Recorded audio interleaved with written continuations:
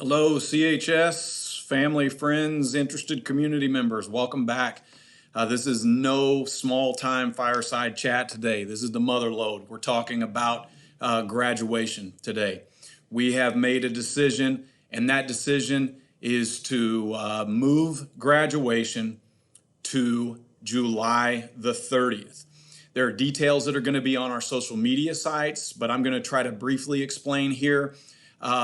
I just kind of want to get out in front of this a little bit right now. I'm not going to repeat this over and over in this video, but with every question that you may have, you can probably answer with some version of we are trying to give as many students as we can a traditional graduation ceremony. That's really what's behind our decision. Why so late? Why not June? It's a great question, Mr. Patrick. Answer to that question is because we don't know what health guidelines are going to be. We don't know what they'll be in July either, sure. But the odds of us being able to have a full ceremony deep in July seem a lot higher than the odds of having a full ceremony in June. So why not try for June and use July as a backup? Another fantastic question. I have weekly meetings with principals in the COC, and it is true. Some of our conference schools are doing this. They're setting a June date and further dates in July if needed. Others, like us, are just setting a single date.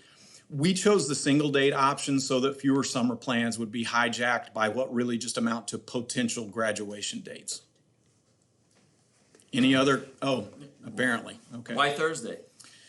That's a good question too. We always do Thursdays for graduation. We did consider, under the circumstances, moving to Saturdays or Sundays, but kind of started to grow concerned about other weekends, the other weekend activities that might be happening over the summer months, things like weddings, rehearsal dinners, and other graduations. We just decided to keep it Thursday. I'm sure there's something else out there. Oh, yes, looks like. Okay. But we can't come on that date. I know. I know. With 300 plus graduates, that is really the most unfortunate part of all of this. But no matter the date or dates, any date that we choose to do this, it's going to cause conflict with someone's plans.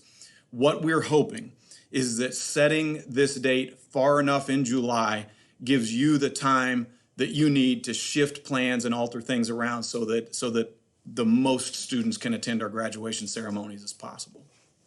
Anything else from the peanut? Yep, here we go. One more. Okay. What if we're still under restricted health guidelines? Good, excellent, Mr. Patrick. If we are still under restricted guidelines, we will adjust our ceremony, but we still plan to have it July the 30th. Some possibilities. And again, it'll just depend on the severity of the restrictions, but maybe graduates receive tickets and only immediate family are allowed to attend. Or another possibility, graduates are allowed in the stadium for the ceremony, and that's all we can fit.